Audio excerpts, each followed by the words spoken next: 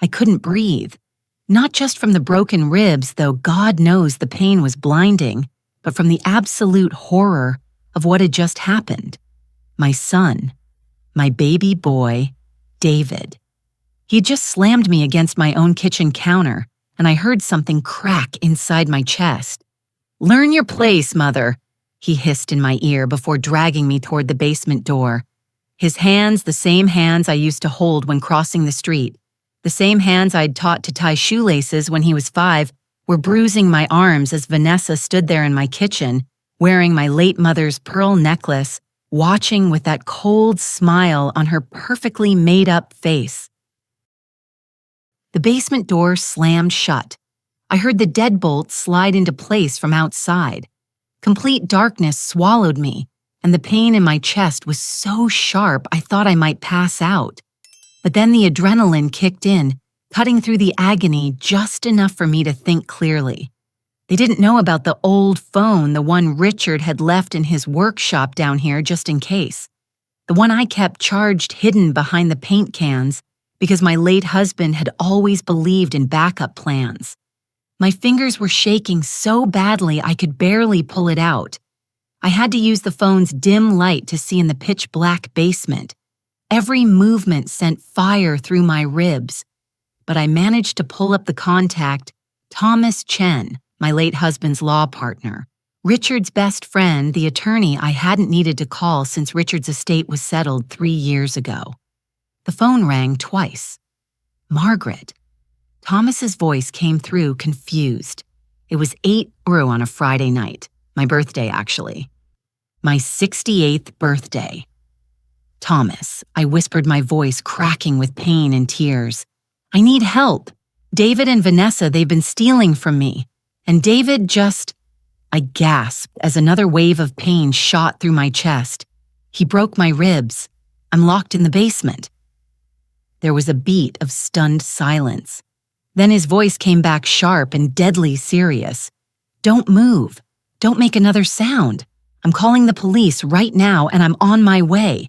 Stay on the line with me." Upstairs, I could hear David and Vanessa laughing. Actually laughing. Vanessa was saying something about finally having the house keys and the old bat won't dare call anyone. That's when I heard it. The sirens faint at first, then growing louder, much louder than I expected. "Thomas," I whispered into the phone, "what did you do?" "Everything," he replied, and I could hear the fury in his voice. "Police ambulance and I called Judge Morrison. He owes Richard's memory a favor. Hold on, Margaret, just hold on." The siren stopped right outside my house. Doors slammed. Then I heard the pounding on my front door and the most beautiful words I'd ever heard. "Police, open up." Upstairs, Vanessa screamed. David was shouting. Furniture scraped across the floor. And down here, locked in my basement with broken ribs on my 68th birthday. I smiled through the tears because for the first time in months, maybe years, I wasn't alone and helpless anymore. But let me back up and tell you how I ended up here, locked in my own basement by the son I raised with everything I had. Because this story, it started long before today. And if you've ever trusted the wrong person or wondered if your own family might be using you, you need to hear this. Where are you watching from today? Drop a comment and let me know, because what happened next changed everything. 3 years ago, I became a widow. Richard died of a sudden heart attack at 67, right in the middle of arguing a case he was passionate about.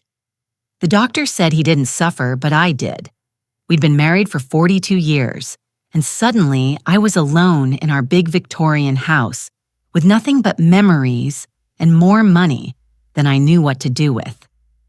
Richard had been a successful attorney. Between his practice, our investments, and the life insurance, I found myself with assets worth over $2.3 million the house paid off, and a comfortable pension from my teaching career. I didn't need to worry about money, which should have been a comfort. Instead, it made me a target. I just didn't know that yet.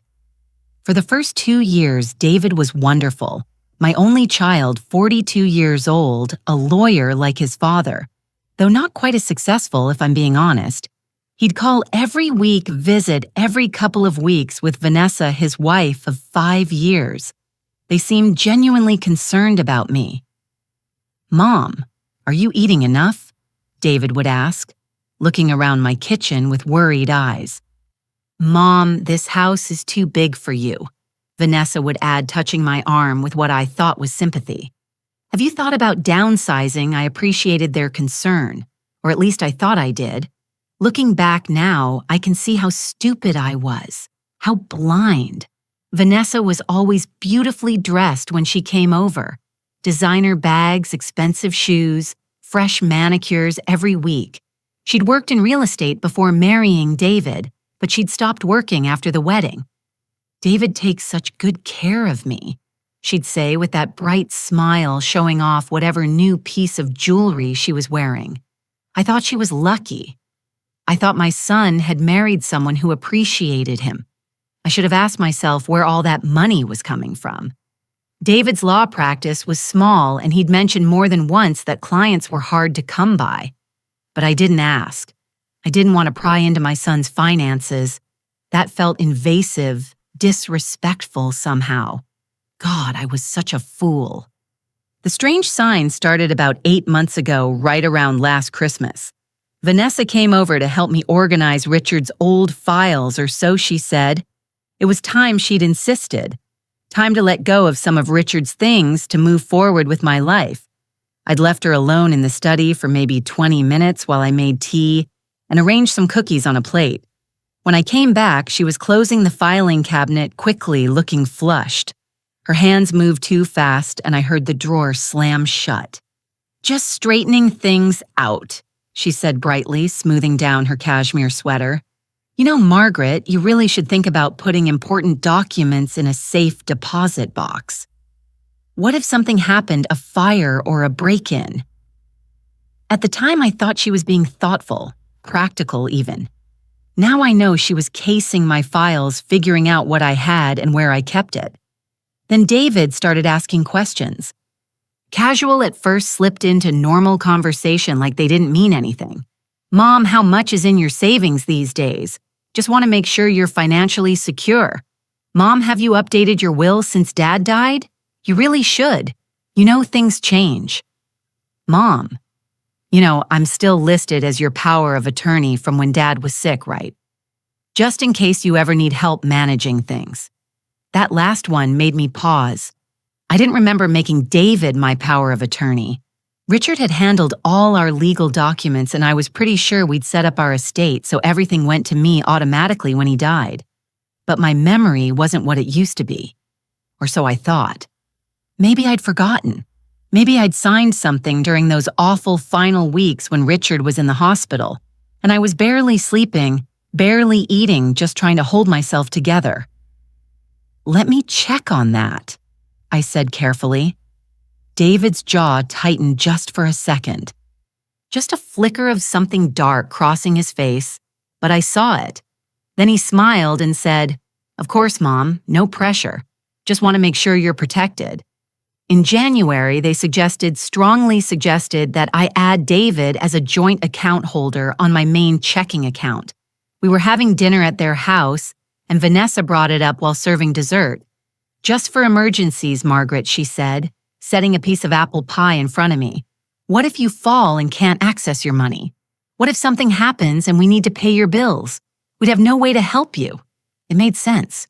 It sounded reasonable. I almost did it. But something, maybe Richard's voice in the back of my mind, maybe just instinct, made me hesitate. "Let me think about it," I said. David's smile faltered. "Mom, why do you need to think about it? We're just trying to help you." "I know, sweetheart. I just need a few days to consider it. It's a big step." The temperature in the room dropped about 10 degrees. Vanessa's smile became fixed plastic. David pushed his pie away like he'd suddenly lost his appetite. "Of course," he said stiffly. "Take your time." But there was pressure after that. Text messages, phone calls. "Have you thought about the account?" "We really think it's important, Mom.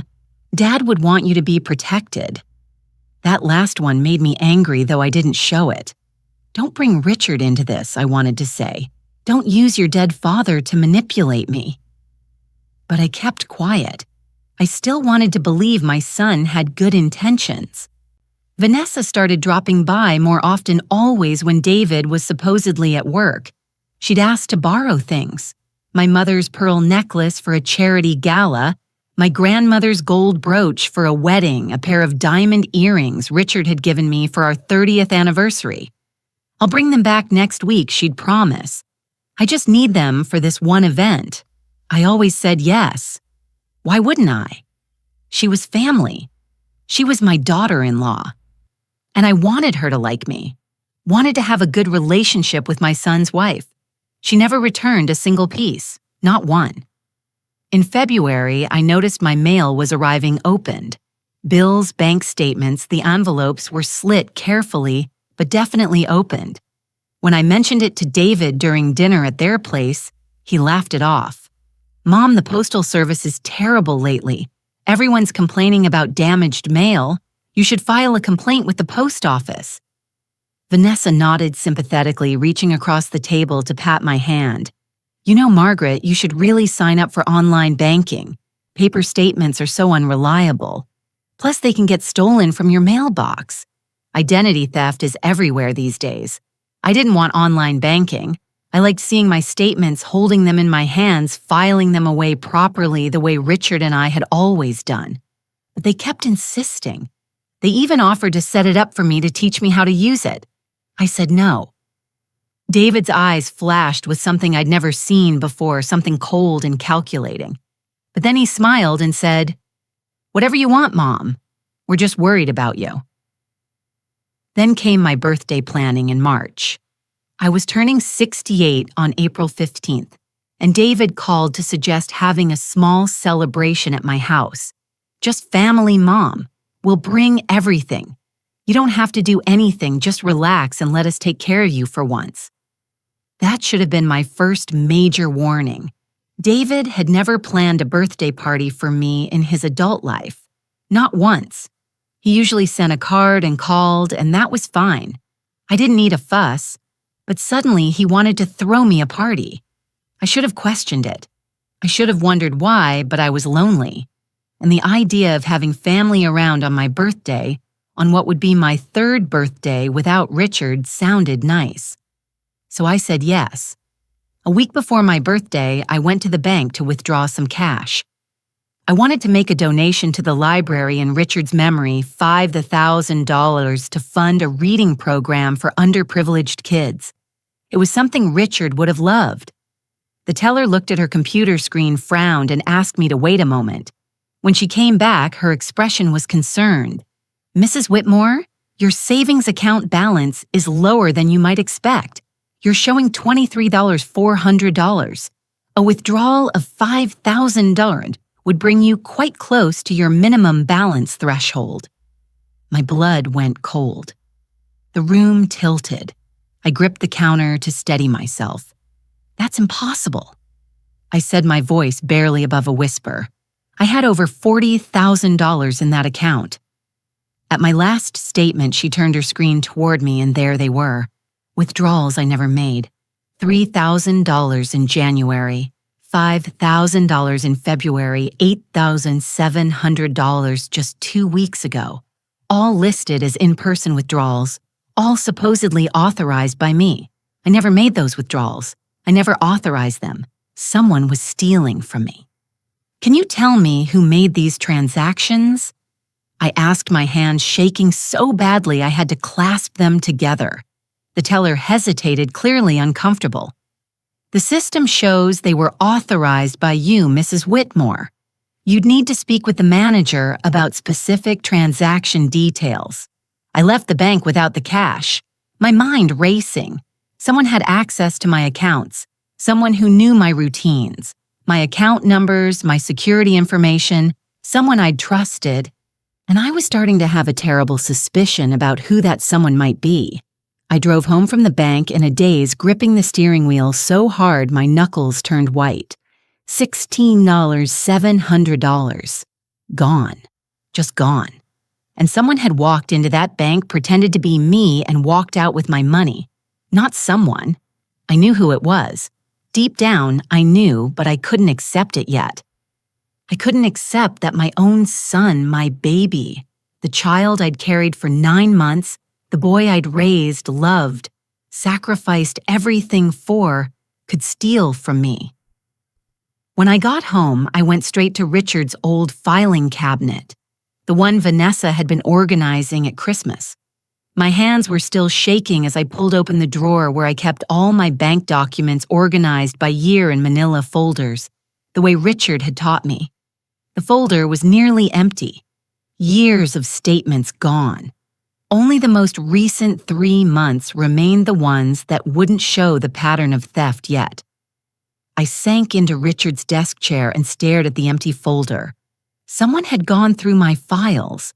Someone had stolen my bank records, and I knew exactly when it had happened. That day, Vanessa had been helping me organize when I'd left her alone for 20 minutes. That's when I stopped lying to myself. That's when I stopped making excuses. My son and his wife were robbing me. They were stealing from me, and they thought I was too old, too grief-stricken, too trusting to notice. I sat in that study for 3 hours thinking about every strange moment over the past 8 months. The invasive questions, the pressure to add David to my accounts, the missing jewelry, the open mail, the constant suggestions that I was getting confused, that my memory was failing. It was all deliberate.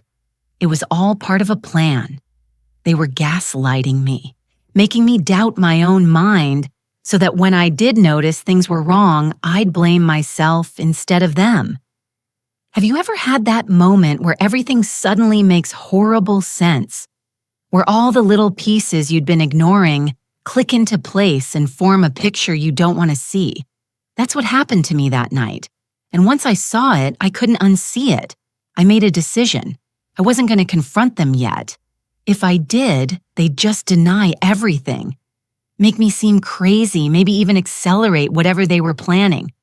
No, I needed to be smart about this. I needed evidence. I needed to know exactly what they were doing and how deep this went. So I did something I never thought I'd do. The next morning, I went to Best Buy and bought a small security camera, the kind that looks like a phone charger. The young man helping me showed me how it worked, how it connected to an app on my phone, how it recorded everything. My grandson told me about these. I said, lying smoothly.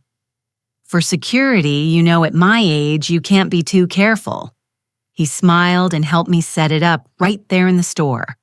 By the time I left, I had a functioning camera that would record everything that happened in Richard's study, where I kept all my important documents. I installed it that afternoon, positioning it carefully so it had a clear view of the filing cabinet, the desk, and anyone entering the room. Then I did something calculated. I called Vanessa. Margaret, she answered on the second ring, her voice bright as always. How are you feeling? David and I were just talking about your birthday party. I made my voice weak, confused. I'm feeling a bit tired, actually, sweetheart. A bit overwhelmed. Would you mind coming by tomorrow to help me with some paperwork? I'm having trouble organizing some things, and I thought you could help me sort through it all. There was a pause then, too eagerly. Of course I'd love to help. What time around noon? I'll make us lunch. Perfect. She said, Don't worry about a thing, Margaret. I'll take care of everything. I bet you will, I thought. I bet you will. She arrived the next day wearing head-to-toe Chanel new outfit. I recognized it from the boutique window downtown. Probably $3,000 at least. Where was that money coming from? David's struggling law practice or my missing $16,000? I made tea and deliberately left her alone in the study with files I'd carefully arranged. Decoy documents mixed with real ones, all positioned to tempt someone looking for financial information. I'll be in the kitchen, I told her, playing the confused old lady, just organizing some bills and things. Take your time, sweetheart. I didn't go to the kitchen. I stood in the hallway just out of sight and I listened. My heart was pounding so hard I thought she might hear it. For a few minutes, there was just the sound of papers rustling. Then I heard her voice low and quick. She was on the phone. "Yeah, it's me," she said quietly. "No, she doesn't suspect anything. She's getting more confused lately, just like we thought. I'm telling you, we can probably take another 10 grand next month. She'll never notice." The power of attorney. She signed it as far as the bank knows. David's good at that stuff, babe. His dad taught him well. Babe. She called him babe. That was David on the phone. My son. My son was helping his wife plan how much more money to steal from me. My son had forged my signature on a power of attorney document. I must have made a sound, a gasp, a sob something because Vanessa went silent suddenly. "I have to go," she whispered and hung up. I composed myself quickly, wiped my eyes, and walked into the study with a smile plastered on my face. Vanessa was sitting at the desk, looking perfectly innocent. A spreadsheet in front of her. "Margaret, I'm looking at your expenses here, and I really think you're overspending on utilities. Have you considered creating a budget? I could help you with that? That's so sweet of you, dear." I said, my voice steady, even though I wanted to scream. "What would I do without you?" She smiled that bright, fake smile. "That's what family is for." As soon as she left, I pulled up the camera footage on my phone, and what I saw made me want to vomit. She'd photographed at least 20 pages of financial documents with her phone. She'd tried to access Richard's old safe, the one she didn't know. I changed the combination on after he died. She'd gone through my personal mail pocketing what looked like a credit card statement. And most damning of all, she'd taken several pieces of jewelry from my mother's jewelry box in the closet. Pieces worth thousands of dollars each, and slipped them into her designer handbag. I had her on camera committing theft in my own home, while I made her tea and pretended everything was fine. But I still needed more. I needed to know the full scope of what they were planning. So I did something else I never thought I'd do. I called a locksmith and had all my locks changed. But I didn't tell David or Vanessa. Instead, I told them I'd given them the spare set, when actually I'd had new keys made that didn't fit any lock in my house. Then I waited to see what would happen. 2 days later, on a Thursday at 11 in the morning, when I was supposed to be at my water aerobics class at the community center, I came home early and I found David's car in my driveway. My heart stopped. He shouldn't be able to get in. The locks were changed unless I parked down the street and called my neighbor, Dr. Patricia Hayes. Patricia had been our neighbor for 15 years, and she'd been wonderful after Richard died. We'd become close friends. "Patricia, this is going to sound strange, but could you come to my house with me? I think someone's inside who shouldn't be." "I'll be right there," she said immediately. No questions asked. God bless her. She arrived in 3 minutes, still wearing her gardening gloves. We entered together through the back door, and I felt like a burglar in my own home. My hands were shaking as I turned the key. We found David in Richard's study. His laptop was connected to my computer with a cable, and he was going through my digital files, downloading everything. Bank records, insurance policies, investment accounts, property deeds. I could see it all on the screen. Files transferring one after another. "David," I said from the doorway, my voice like ice. He jumped like he'd been electrocuted, slamming the laptop closed so hard I heard something crack. His face went white, then red, then white again. "Mom, Jesus, you scared me. I thought you were at the pool." "Clearly," I said. Patricia stepped up beside me, her presence solid and reassuring. "What are you doing in my house, David? How did you get in?" He recovered quickly. Too quickly. That told me he'd rehearsed this, prepared for the possibility of getting caught. "Mom, you gave me a key. Remember I came by to check on the furnace? You said it was making weird noises last week." I never said that. There was nothing wrong with my furnace. And I never gave him a key that would work with the new locks. I changed the locks 3 days ago, I said, quietly watching his face. So how did you get in, David? His expression flickered. Confusion, anger, fear. Then that smooth lawyer smile slid into place. Mom, you didn't change the locks. You're confused again. You're remembering things that didn't happen. Look, I'm getting really worried about you. Maybe we should talk about getting you some help. Memory issues at your age. I'm standing right here, Patricia interrupted, stepping forward. And Margaret seems perfectly lucid to me. She told me yesterday that she'd changed her locks. She told me her son shouldn't be able to get in. So I'll ask again, David, how did you get into this house? The mask slipped. The charming son, the concerned lawyer, it all fell away, and what was underneath was cold and ugly. This is my mother's house, he said, his voice hard. I have every right to be here. I'm protecting her assets from her own poor decisions. Someone has to, since she clearly can't manage her own affairs anymore. Get out, I said. Mom, you don't understand. Get out of my house. My voice was shaking, but it was from rage now, not fear. Now. He grabbed his laptop and disconnected it roughly from my computer. As he stormed past us, his shoulder bumped mine hard, deliberately, and I stumbled. Patricia caught me. You're going to regret this. David hissed at me, his face inches from mine. You're going to regret choosing her over your own son. Then he was gone, the back door slamming behind him. I collapsed into Richard's chair. Patricia knelt beside me, holding my hands. Margaret. What the hell is going on? So I told her everything. The missing money, the forged power of attorney Vanessa's theft, the camera footage, all of it. When I finished, Patricia's face was white with fury. Margaret, you need to call the police right now. This is elder abuse. This is fraud. I need more evidence first.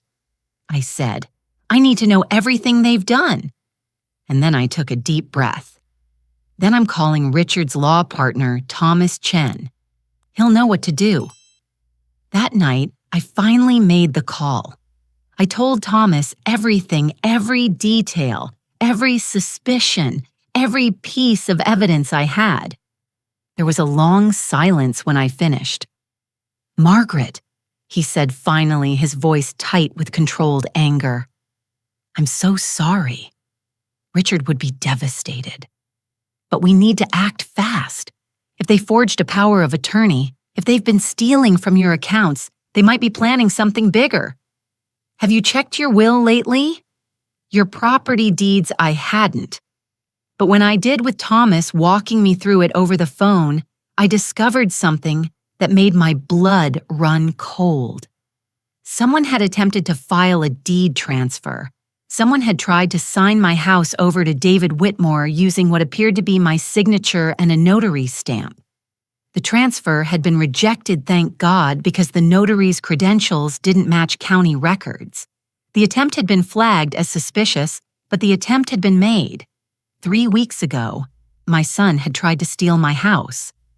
The house Richard and I had bought together 40 years ago.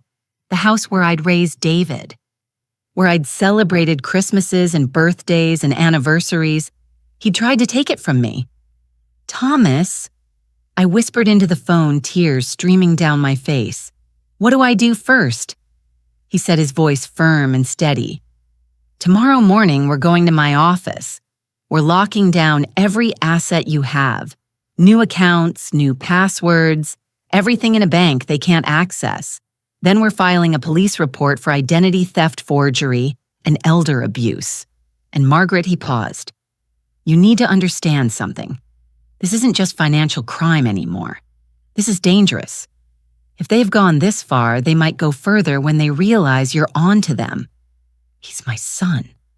I said, though.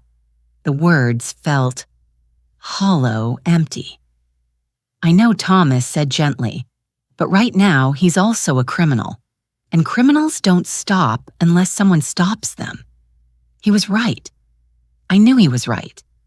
But I didn't know just how right he was until my birthday came 5 days later and everything exploded into violence that left me locked in my basement with broken ribs calling for help, while my son and his wife celebrated upstairs.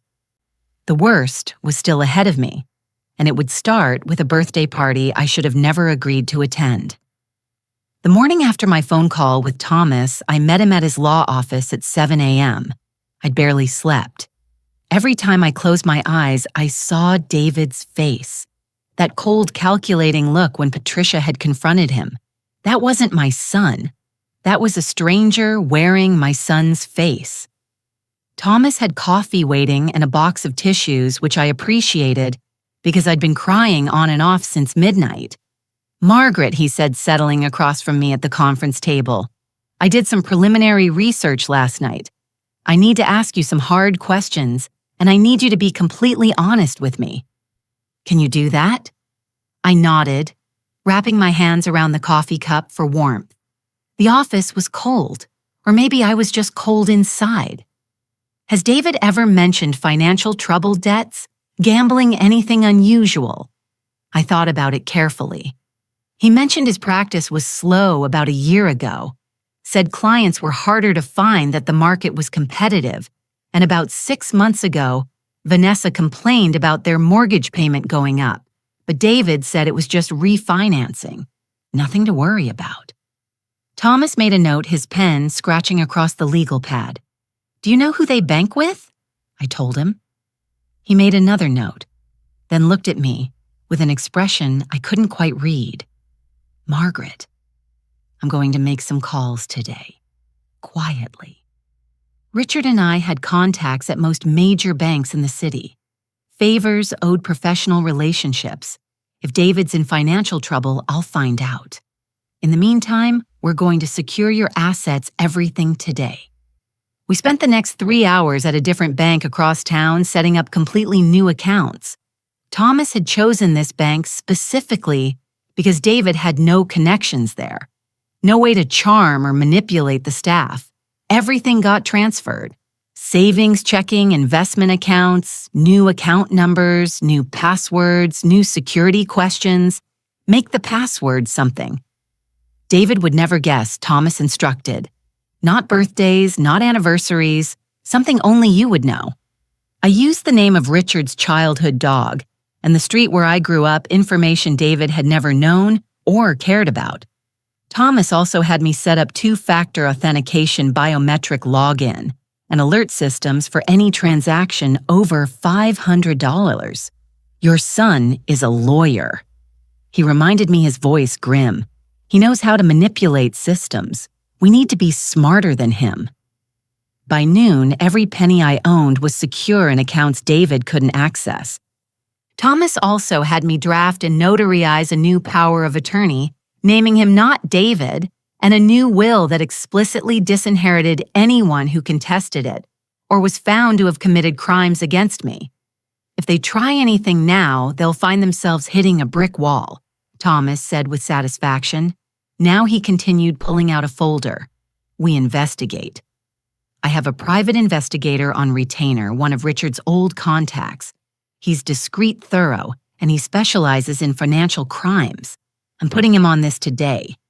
We're going to find out exactly what David and Vanessa have been doing." It took Thomas only 3 days to uncover the truth. When he called me with the results on Thursday afternoon, I had to sit down. My legs just gave out. "Margaret," he said without preamble, "your son is in serious debt. I'm talking over $300,000. The room spun. I gripped the kitchen counter. "How is that even possible?" Gambling, Thomas said flatly.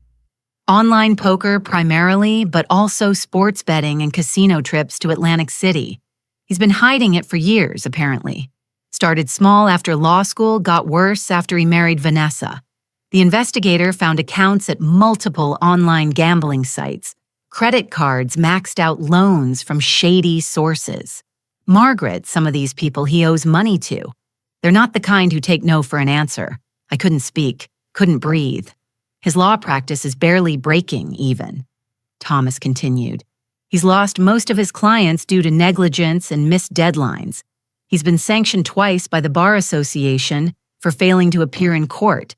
He's one more complaint away from disbarment. But the house I managed to whisper is in foreclosure, Thomas interrupted. They're 4 months behind on mortgage payments. The bank initiated foreclosure proceedings last month. They have maybe 60 days before they're evicted. Margaret, they're desperate. Desperate people do desperate things. My hand went to my mouth. My baby, my son. How had I not known? How had I not seen and Vanessa? I asked, though I wasn't sure I wanted to know. Thomas sighed. Credit card debt of another $150,000. Designer clothing, jewelry, luxury vacation, spa treatments, cosmetic procedures. She's been maintaining a lifestyle they absolutely cannot afford. The investigator found receipts. She spent $40,000 in the last 6 months alone on clothing and accessories. That explained the Chanel, the designer bags, the constant new outfits. She was spending money like water while they stole from me to keep their heads above water. But Thomas, I said, my voice shaking, if they're that desperate, why not just ask me for help? I would have. Would you have given them $450 dollars? Thomas asked gently. No, I wouldn't have. That was financial suicide. That was enabling. Richard would have said the same thing. There's more, Thomas said, and his voice told me I wasn't going to like it. Margaret, 3 months ago, David filed a petition with the court to have you declared mentally incompetent. The world stopped. Just stopped. He claimed you had advanced dementia and couldn't manage your own affairs. He wanted himself appointed as your legal guardian with full control of your estate. That would have given him access to everything. Your accounts, your property, your investments, all of it. I couldn't speak. My own son had tried to have me declared incompetent. He'd tried to take away my autonomy, my freedom, my right to control my own life. What happened to the petition I finally managed to ask? It was dismissed, Thomas said. The judge required a medical evaluation from your primary care physician. Dr. Hayes submitted a report stating you were fully competent with no signs of cognitive decline or dementia. David withdrew the petition after that. But Margaret, he was going to do it. If Dr. Hayes hadn't been honest, if she'd been someone David could manipulate or bribe, you could have lost everything. You could have ended up in a nursing home while he liquidated your assets to pay his debts. I thought I might be sick. I actually ran to the bathroom, but nothing came up. Just dry heaves and tears. When I came back to the phone, Thomas was still there, waiting patiently. There's one more thing, he said gently. The investigator obtained phone records through legal channels. They're part of the fraud investigation now. Margaret, there are text messages between David and Vanessa, going back over a year. You need to hear some of them. He read them to me. Each one was a knife in my heart. David Mom's got at least 2 liquid. If we're patient and strategic, we can get most of it before anyone notices. Vanessa. What if she figures it out, David? She won't. She's old and lonely and she trusts me completely. And if she does start asking questions, we tell everyone she's losing her mind. Who are they going to believe? A confused widow or her concerned son? Vanessa.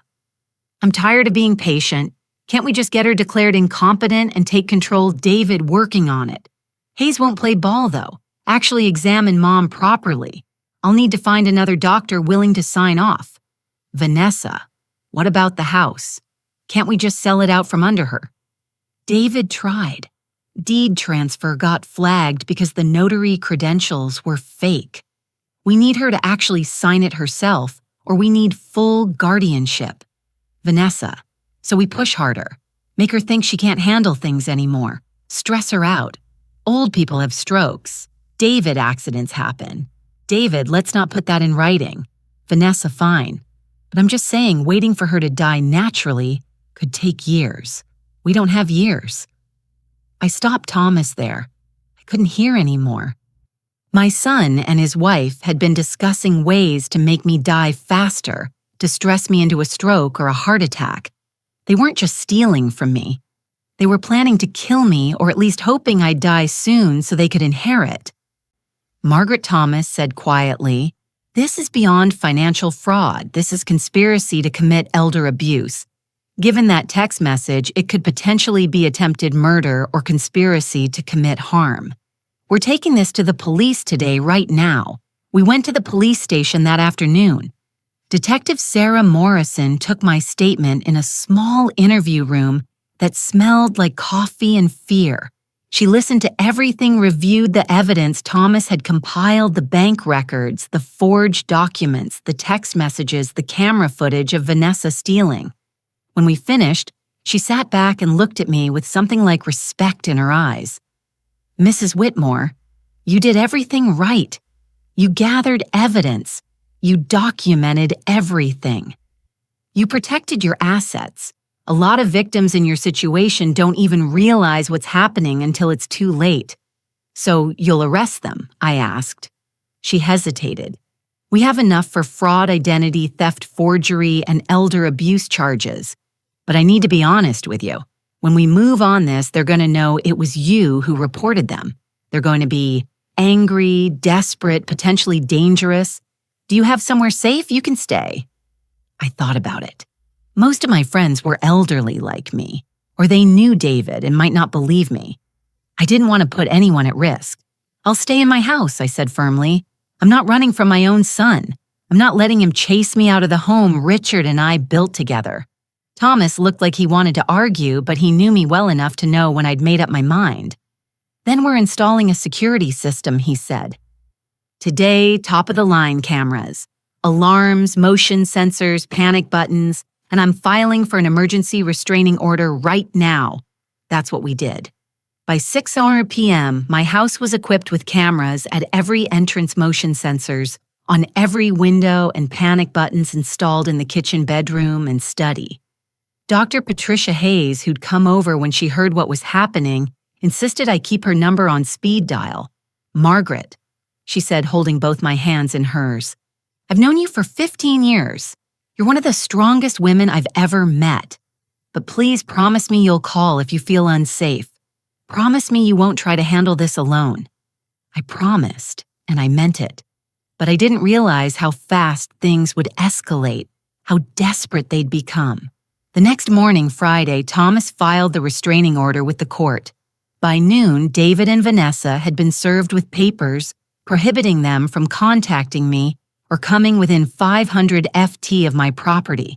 At 2 p.m., my phone rang, David's number. I knew I shouldn't answer.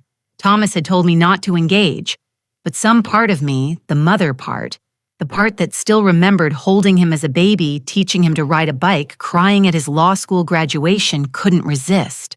"Mom," he said, and his voice was shaking with barely controlled fury. "What the hell did you do, David?" "A restraining order. The police called me about fraud charges." "Are you out of your goddamn mind?" I'd never heard him swear at me before. Never. "You stole from me," I said, surprised by how steady my voice sounded. "You forged documents. You tried to steal my house.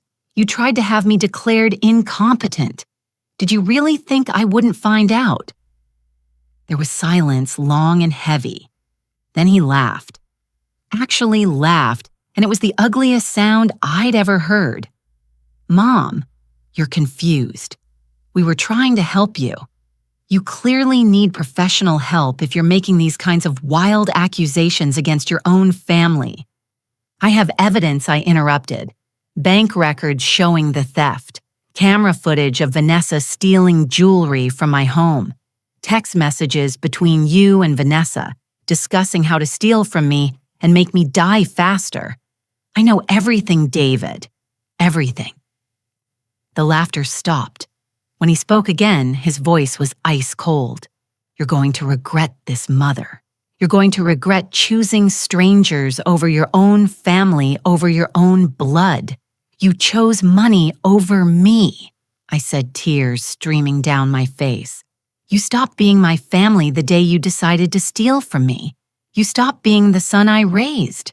"No," he said viciously. "I'm exactly the son you and Dad created. The one who learned that winning is everything. That money is power. That only results matter. Dad taught me that. And now you're going to pay for turning on me. Both of you will pay. Your father's dead, David. I know. And soon you'll wish you were too. He hung up. I sat there staring at the phone, his words echoing in my head. Soon you'll wish you were too. Was that a threat? Should I call Detective Morrison? Thomas. But I was frozen, paralyzed by grief and fear, and the horrible realization that my son wasn't just a thief. He was dangerous. I should have called someone right then. I should have reported the threat. I should have left the house. But I didn't because I was still in shock, still processing that the baby I'd loved and raised had just threatened my life.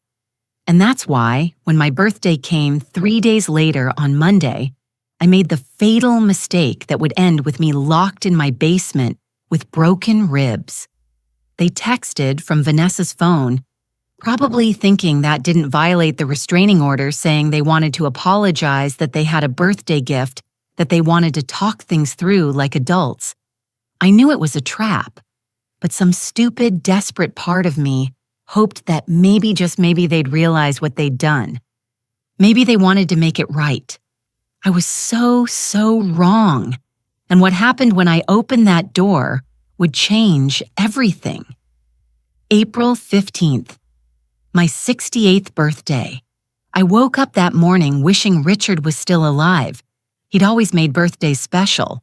Breakfast in bed, fresh flowers from the garden, silly cards that made me laugh until I cried.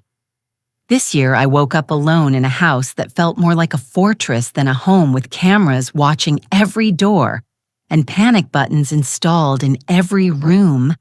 Thomas had called the night before. Margaret, please don't engage with David or Vanessa. The DA is finalizing the charges. We're close to making arrests. Just hold on a few more days. Stay away from them. But then Vanessa's text came at 9:00 a.m. Margaret, please. We made terrible mistakes, but we're family. Can we please just talk? We have a birthday gift for you. Just 30 minutes, please. We love you. I stared at that text for 20 minutes. I knew it was a bad idea. Every rational part of my brain was screaming at me to delete it, block the number, call Thomas. But it was my birthday. I was alone. And some pathetic, desperate part of me wanted to believe they'd show up with genuine remorse, that maybe my son was still in there somewhere, buried under the gambling debts and desperation. So I texted back 2 p.m., 30 minutes only, then you leave. I called Thomas immediately after. He answered on the first ring. Margaret. No, he said firmly when I told him. This is a terrible idea. They're violating the restraining order just by contacting you. It's from Vanessa's phone, not David's. I said, technically, it's not a violation. And Thomas, I need closure. I need to look my son in the eye one last time and give him a chance to do the right thing. Thomas was silent for a long moment. I could hear him breathing, thinking, probably counting to 10 to keep from yelling at me. Fine, he said finally, but I'm coming over. I'll wait in my car outside and listen through your phone, and I'm calling Patricia to be there inside with you. You don't meet with them alone. That's non-negotiable. Deal, I said, relief flooding through me. Patricia arrived at 1:30 bringing a lemon cake she'd baked. Happy birthday, she said, hugging me tight. Though I wish we were celebrating under better circumstances. Margaret, are you absolutely sure you want to do this? No, I admitted, but I have to know if there's any part of my son left worth saving. I have to try one more time. She squeezed my hand. Then I'll be right there with you. At 2 p.m. sharp, I watched them on the security camera feed walking up my front path. David was wearing a suit like he'd come from the office. Vanessa was in a designer dress I'd never seen before, probably bought with my stolen money. They were carrying a wrapped box and a bouquet of flowers. They looked normal, respectable, like loving family members coming to celebrate a birthday. My hand hovered over the door handle. This was my last chance to change my mind to send them away to protect myself. But I opened the door. "Mom," David said, and his smile looked almost genuine. Almost. "Happy birthday." Vanessa held out the flowers. "Rose is my favorite." "We really are so sorry, Margaret. We want to make things right. Can we please come in and talk?" I stepped aside and let them in. Patricia was standing right behind me, solid and protective. We sat in the living room, me in Richard's old chair, Patricia on the sofa beside me, David and Vanessa across from us. The wrapped box sat on the coffee table between us like a lie wrapped in pretty paper. "So," I said, keeping my voice neutral, "you wanted to talk." David leaned forward, his hands clasped together, his expression earnest. It was his courtroom face, the one he used to convince juries. "Mom, I think there's been a huge misunderstanding, some terrible miscommunication. Vanessa and I were only trying to help you manage your finances. We were worried about you. Those transactions you're concerned about," Vanessa added, her voice sweet as honey. "Those were payments we made on your behalf. Property taxes, insurance premiums, home maintenance. We were taking care of things so you wouldn't have to worry." "I pay my own bills," I said coldly. "I always have." "But Mom, you've been getting confused," David said, his voice dripping with false concern. "You've forgotten conversations we've had. You've accused us of things that never happened. We're worried about you. We think you might need to see a doctor about your memory." There it was, the gaslighting. The same script they'd been using for months. "I'm not confused," I said, my voice like steel. "I have bank records showing $16,700 stolen from my accounts. I have camera footage of Vanessa stealing jewelry from my home. I have text messages between the two of you planning how much more to steal from me. I know about the forged power of attorney. I know about the attempted deed transfer. I know about the guardianship petition. I know everything." The masks slipped just for a second, but Patricia and I both saw it. The flash of rage in David's eyes, the cold calculation in Vanessa's. Then David's face crumpled and tears actually welled up in his eyes. "Mom, who's been telling you these lies, Thomas Chen. He's trying to control you now that Dad's gone. He wants your money for himself. Can't you see that Thomas is protecting me from you?" I said, "and as of last week, you have no access to any of my accounts, any of my property, or any of my assets. Everything is secured, everything is documented, and the police are preparing to press charges." Vanessa stood up abruptly, her chair scraping against the floor. "This is ridiculous. We came here in good faith to apologize, and you're attacking us." "Sit down," Patricia said firmly. "You asked for this meeting. Let Margaret finish." Vanessa sat, but her hands were clenched into fists, and her face was flushed with anger. I took a breath. This was the moment, the last chance. "David, I'm your mother. I love you. I raised you to be honest and ethical and strong. What happened to you? When did money become more important than family?" For just a moment, one fleeting second, I saw something in my son's face. Pain maybe, or shame. The little boy who'd cried when his goldfish died. The teenager who'd hugged me after his first heartbreak. Then it was gone, replaced by cold fury. You want to know when he said, his voice bitter and sharp? When Dad spent more time at the office than with us? When you told me I had to be successful, had to be better, had to be like him? When I grew up watching you both sit on millions while I struggled. You have all this money, Mom, millions, and you won't even help your own son avoid foreclosure. What kind of mother does that? The kind who didn't know her son was gambling it all away, I said quietly. The kind who would have helped if you'd asked, honestly, instead of stealing.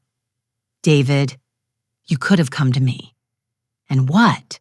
He shouted, jumping to his feet. Admit I was a failure. Admit I couldn't be like Dad. Admit that my practice is falling apart and my wife is drowning us in debt. You would have judged me, just like you're judging me now. I'm judging you for betraying me, I said, standing to face him.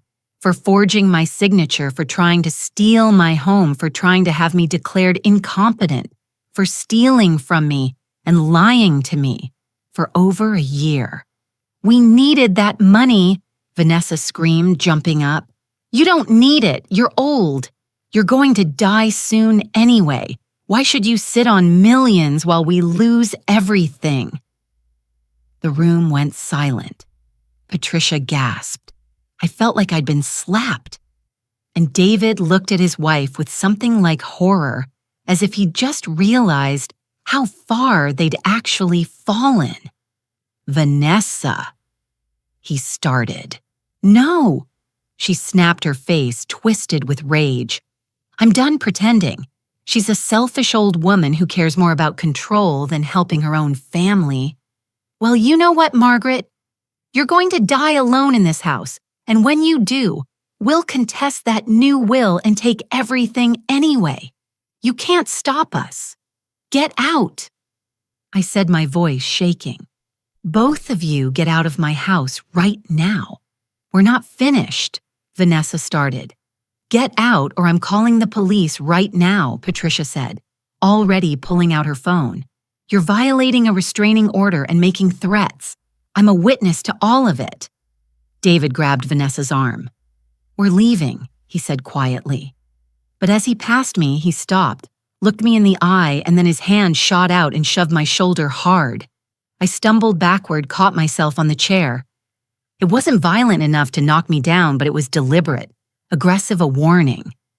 You're choosing strangers over family mom, he said, his voice cold. You're going to regret this. I promise you that. I already regret it, I said. I regret raising a son who became a thief and a liar. His face twisted with rage, and for a second I thought he might hit me. But Patricia stepped between us. Leave now.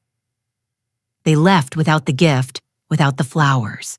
Just stormed out and slammed the door so hard a picture frame fell off the wall. Patricia held me while I cried. Thomas came in from his car where he'd been listening through the recording device I'd worn hidden under my cardigan. That was assault, he said grimly, his face dark with anger. That shove and those threats from Vanessa. Margaret, we're calling Detective Morrison right now. This is evidence. They're done. We spent the next hour on the phone with the police reporting the restraining order violation, the threats, the physical aggression. Detective Morrison assured us arrests would happen within 24 hours. Just stay safe tonight, she said. Lock your doors, set your alarm, and call 911 immediately if they come back. They're desperate now, Mrs. Whitmore. Desperate and cornered. That's when people are most dangerous. Thomas wanted to stay, but I sent him home. I'm exhausted, I told him. I just want to be alone. Please.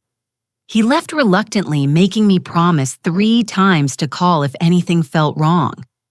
Patricia left soon after extracting the same promise, and I was alone in my fortress on my 68th birthday with a lemon cake I couldn't eat and a future that felt impossibly dark. I should have known they'd come back. I should have known that look in David's eyes, that cold, calculated rage, meant something worse was coming. But I was so tired, so heartbroken, and I let my guard down. At 7:45 p.m., my doorbell rang. I checked the security camera. Vanessa alone holding a bottle of wine. She looked calm, almost apologetic. I almost didn't answer, but she looked harmless standing there by herself. And I thought maybe without David there to egg her on, she might actually want to apologize. So I opened the door, and David stepped out from the side of the house where the camera couldn't see him. That's when everything went wrong. David shoved past me the second I opened the door, his hand hitting my shoulder so hard I stumbled backward into the foyer. Vanessa followed, slamming the door behind them and turning the deadbolt. The sound of that lock clicking into place made my blood run cold. You really thought we just let you destroy us? David said, his voice shaking with rage. "You really thought you could turn us into the police and we'd just accept it?" "David, please." I started backing away toward the living room where my panic button was hidden under the end table. But he was faster. He grabbed my arm, his fingers digging in so hard I knew there'd be bruises. "No, you're gonna listen to me now, Mother. You're gonna fix this. Let go of me," I said, trying to pull away. "You're violating the restraining order. I'm calling the police." "With what phone?" Vanessa asked, holding up my cell phone. She must have grabbed it from the hall table when they came in, looking for this. My heart was pounding so hard, I could hear it in my ears. They'd planned this. They'd come here to do something bad. "What do you want?" I asked, trying to keep my voice steady even though I was terrified. "We want you to call your lawyer," David said, dragging me toward the living room. "We want you to drop the charges, withdraw the restraining order, and transfer $500,000 into our account. Tonight, right now, I can't do that." I said, "David, you need help. You have a gambling problem. Let me help you get treatment." He laughed, and it was the ugliest sound I'd ever heard. "Treatment. Mom, we're about to lose everything. Our house, our cars, our lives. Do you know what happens to people who owe money to the kind of people I owe money to? They don't send polite reminder letters. Then file for bankruptcy," I said desperately. "Start over. But I can't give you money to feed your addiction." "You can and you will," Vanessa said, stepping close to me. "Because if you don't, we're going to make you. We're going to tell everyone you fell down the stairs, that you're old and confused, and you hurt yourself, that we found you like that and tried to help." The implication was clear. They were threatening to hurt me and claim it was an accident. "Get out of my house," I said, my voice shaking. "Get out now or I'm screaming. My neighbor will hear." "Dr. Hayes." David smirked. "She left an hour ago." I watched her leave. She got in her car and drove away. "There's no one here to help you, Mom. It's just us." He'd been watching my house, waiting, planning. "The police know you're here." I lied. "Thomas knows. I told them you were coming." "No, you didn't." Vanessa interrupted. "Because you're stupid and sentimental, and you thought we'd actually come here to apologize. You let us in, Mom. You always let us in." She was right. I had. Even after everything, I'd opened the door. Now David said, pulling out his own phone, "You're going to call Thomas Chen. You're going to tell him you made a mistake, that you were confused and you want to drop all the charges. Do it now." "No," I said. His hand moved so fast I didn't see it coming. He shoved me backward and I hit the kitchen counter hard. Something in my chest cracked. A sharp, blinding pain that made me gasp and nearly black out. I'd broken my ribs. He'd broken my ribs. David. Even Vanessa sounded shocked. "What are you, shut up?" He snapped at her. Then to me, "Get up, Mom, call Thomas, do it now." I couldn't get up. The pain was too intense. I was on my hands and knees on the kitchen floor, trying to breathe, trying not to pass out. I said, "Get up." David grabbed my arm and hauled me to my feet. The movement sent fresh waves of agony through my chest, and I cried out. "You're hurting her," Vanessa started. "She's hurting us," David shouted. "She's destroying our lives. After everything we did for her, she turned on us. You stole from me."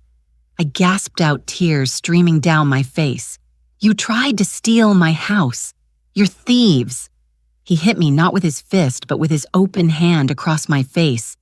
My head snapped to the side and I tasted blood. That's when something inside me broke. Not just physically, something deeper. The mother who'd loved him unconditionally, who'd made excuses for him, who'd hoped he could be saved. She died in that moment. "You're not my son anymore," I said quietly, looking him in the eye. "My son died. You're just a criminal wearing his face." His face contorted with rage. "Learn your place, Mother," he hissed. Then he started dragging me toward the basement door. "What are you doing?" Vanessa asked, her voice rising with panic. "David, this is too far." "She's going in the basement until she agrees to cooperate," he said. "We'll leave her down there until she's ready to make that call. A few hours in the dark should change her mind." He opened the basement door and shoved me toward the stairs, but I grabbed the door frame, holding on with everything I had, even though the pain in my ribs was excruciating. "Let go," David said. "No," I gasped. "You'll have to kill me. Is that what you want, to be a murderer?" For a second, just 1 second, he hesitated.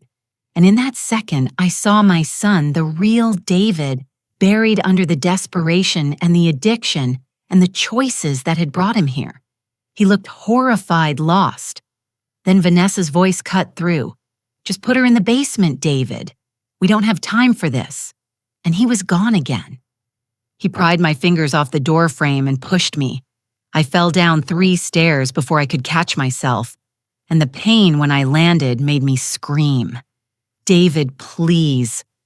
I begged, looking up at him from the basement stairs. He slammed the door. I heard the deadbolt slide into place. Complete darkness swallowed me. I managed to crawl down the rest of the stairs. Every movement agony. But I had to get to Richard's workshop, to the phone he'd left there. The phone they didn't know about. Above me. I could hear them talking, arguing. "We need to leave." Vanessa was saying, "This is assault. If she calls the police, she can't call anyone." David said, "She doesn't have her phone." "But when we let her out, we're not letting her out until she agrees." "And if she doesn't agree," he trailed off. "If she doesn't agree, what?" Vanessa asked. "David, what are you planning?" "I don't know," he said, and he sounded lost, broken. "I don't know. I just know we can't go to jail." "I can't go to jail, Vanessa. The people I owe money to, if I'm in jail, I'm a sitting target. They'll kill me." "Then we take the money and run," Vanessa said. "We have her house keys. We can come back when she's at the doctor or something. Take whatever jewelry is left. Clean out." "There's nothing to take," David interrupted. "She moved everything. Every account is empty or closed. Thomas Chen has it all locked down. She did this, Vanessa. She destroyed us." "No." I whispered in the darkness, my hands finally finding the phone behind the paint cans. "You destroyed yourselves." My fingers were shaking so badly I could barely dial, but I managed. I called Thomas, and when I heard the sirens 15 minutes later, when I heard the police breaking down my door, when I heard Vanessa screaming and David shouting, I knew it was over. I heard footsteps thundering across my floor. "Did you hear that?" An officer's voice called out. "Someone's in the basement, Mrs. Whitmore." Another voice. "Can you hear me?" Here I managed weakly. "I'm here." The basement door splintered as they broke the lock. Light flooded down the stairs, and suddenly there were paramedics rushing toward me, a female officer kneeling beside me, and Thomas's face appearing at the top of the stairs, white with fear and fury. "Get her out of there," Thomas said. "Carefully, she's injured." They helped me up the stairs slowly, each step in agony. But I needed to see David and Vanessa in handcuffs. I needed that closure.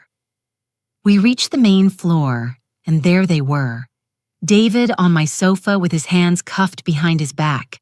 Vanessa against the wall being read her rights by a female officer. Detective Morrison was there too, her face grim. When David saw me, bruised, broken, being supported by paramedics, his face crumpled. "Mom, I didn't mean it was an accident. You fell. Stop talking." His court-appointed lawyer would later tell him, but he couldn't stop. "She attacked me first," Vanessa shrieked, her perfect makeup running with tears. "She's lying. We came here to apologize and she went crazy." "We have audio," Thomas said coldly, holding up his phone.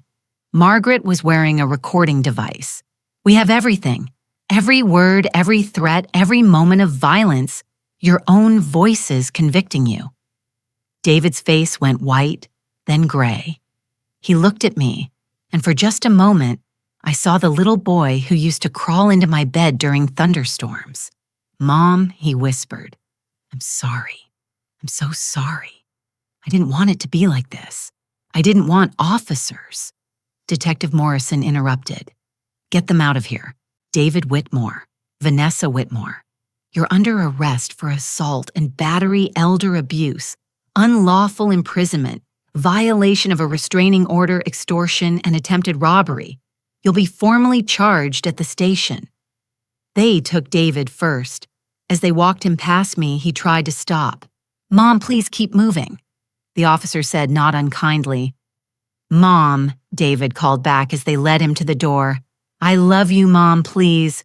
But I didn't answer. I couldn't, because the son I loved was already gone and this stranger didn't deserve my words. Vanessa went next, still protesting, still claiming innocence. The door closed behind them, and suddenly my house was full of police officers, paramedics, crime scene technicians, and Thomas. Mrs. Whitmore, one of the paramedics, said gently, "We need to get you to the hospital. You have at least 2 broken ribs, possibly more. You might have internal bleeding." I nodded, but I looked at Thomas first. "Is it over?" I asked. "Tell me it's over." "It's over," he said, taking my hand. "They're going to jail Margaret, both of them, for a long time. You're safe now." "I don't feel safe," I whispered. "I feel destroyed." I know he said, his voice thick with emotion. "But you survived. You fought back. Richard would be so proud of you." As they loaded me into the ambulance, I looked back at my house, my beautiful Victorian house, that Richard and I had filled with love and memories. Tonight it had become a crime scene. My son had become a criminal.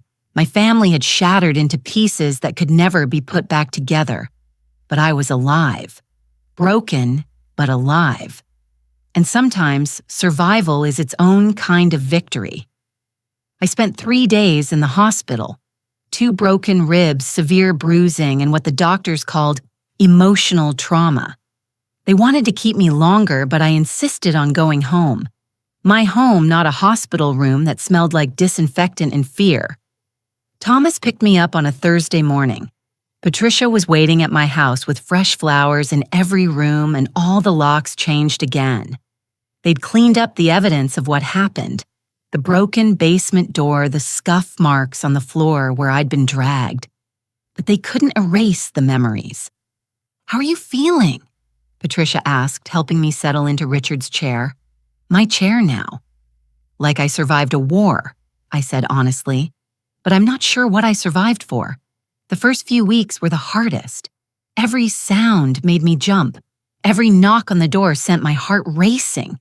I couldn't sleep in my bedroom anymore. It was too far from an exit. So I slept on the sofa in the living room with all the lights on and my phone clutched in my hand. Thomas came by every day. He brought updates about the case, but mostly he just sat with me while I cried or stared at nothing. David and Vanessa were formally charged, he told me 2 weeks after the attack. Assault and battery, elder abuse, unlawful imprisonment, extortion, attempted robbery and violation of a restraining order. The DA is pushing for maximum sentences, given the severity and the family relationship. "What does that mean?" I asked. "David is looking at 15 to 20 years. Vanessa, 12 to 15. They tried to make bail, but the judge denied it. They're both in county jail awaiting trial. 20 years. My son would be 62 when he got out. If he got out." "He wants to see you," Thomas said carefully. "He's written you letters, 3 of them so far. His lawyer thinks if you visit him, show support. It might help with sentencing." "No," I said immediately. "Burn the letters. I don't want to see him. I don't want to read his excuses." Thomas nodded. He didn't argue. He understood. 3 months later, there was a trial. I had to testify. I had to sit in that courtroom and look at David in his orange jumpsuit and tell a room full of strangers how my son had broken my ribs and locked me in a basement, how he'd stolen from me, how he'd planned to let me die or stress me into a stroke. David cried the whole time I testified. Vanessa stared at me with pure hatred. The jury deliberated for 4 hours, guilty on all counts. The judge, an older woman with kind eyes, looked at David when she delivered the sentence. "Mr. Whitmore, you betrayed the person who gave you life. You exploited your mother's love and trust for financial gain. You physically assaulted a 68-year-old woman. This court has no sympathy for you. I sentence you to 18 years in state prison with no possibility of parole for 12 years. Vanessa got 15 years. As they led David out of the courtroom, he looked at me one last time. "Mom," he mouthed, just that one word. I looked away. 6 months after the trial, I sold the Victorian house. I couldn't live there anymore. Every room held memories of betrayal. So I bought a smaller house across town, a cozy cottage with a garden and good neighbors who didn't know my story. Patricia helped me move. Thomas helped me set up security again, though I needed less now. Cameras at the doors, but no panic buttons. I was learning to feel safe again. Slowly, I started seeing a therapist. Dr. Rebecca Chen, no relation to Thomas, though he recommended her. She specialized in elder abuse and family trauma. "You're not broken," she told me during one session when I was crying about how I couldn't trust anyone anymore. "You're healing. There's a difference." She taught me that what happened wasn't my fault, that loving someone doesn't mean you have to let them destroy you, that setting boundaries, even with family, especially with family, isn't cruel, it's survival. I joined a support group for elder abuse survivors. 12 people sitting in a church basement every Wednesday evening drinking bad coffee and sharing stories that would break your heart. But we understood each other in a way no one else could. "My daughter stole my pension for 2 years," one woman said. "My son forged my signature to take out loans in my name," another shared. "My grandson convinced me to sign over my house, then evicted me. A man in his 70s told us, his voice shaking, we weren't alone." That's what I learned. This happens more than people want to admit. Family members who see their aging parents not as people to love and protect, but as resources to exploit. A year after the trial, I was doing better. Not good. I don't think I'll ever be good again, but better. I had a routine. I volunteered at the library twice a week teaching adult literacy classes. I had coffee with Patricia every Sunday. I went to my support group. I saw Dr. Chen once a month now instead of once a week, and I started speaking out. I gave an interview to the local paper about elder abuse, then another to a news station. Thomas set me up with advocacy groups. I started traveling to senior centers telling my story, teaching other elderly people how to protect themselves from their own families. Watch for the signs. I told a room of 70 people at a community center in March. Sudden interest in your finances, pressure to add names to accounts or change wills, missing money or belongings, isolation from friends, being told you're confused or forgetful when you know you're not. If your gut tells you something is wrong, it usually is. An elderly man raised his hand. "What if it's your own child? How do you turn in your own child?" I looked at him and I saw myself 2 years ago, confused, hurting, wanting to believe the best. "You remember," I said gently, "that protecting yourself isn't betraying them. They betrayed you first. And sometimes the most loving thing you can do is let them face consequences for their actions, because that's the only chance they have to change." Did I believe that I'm not sure? David hasn't changed. He writes me letters still through his lawyer. I don't read them. Maybe someday I will, maybe not. Vanessa divorced him 6 months into his sentence. She's in a women's prison 200 miles away. I heard she's working in the prison library. I don't think about her much anymore. Do I forgive them? People ask me that all the time. Strangers mostly who think forgiveness is the key to healing. The truth is, I don't know. Some days I think I've forgiven David because I can get through a whole day without crying. Other days I wake up angry and I know I haven't forgiven anything. But I've learned something more important than forgiveness. I've learned that I can survive, that I'm stronger than I thought, that love isn't the same as allowing someone to destroy you. I'm 70 years old now. I live in my cottage with a cat I adopted from the shelter, a cranky orange tabby named Richard who sleeps on my lap while I read. I have friends who genuinely care about me, not about my bank account. I have purpose in my advocacy work. I have peace most days. My son is in prison. That's a fact. It's painful, but it's justice.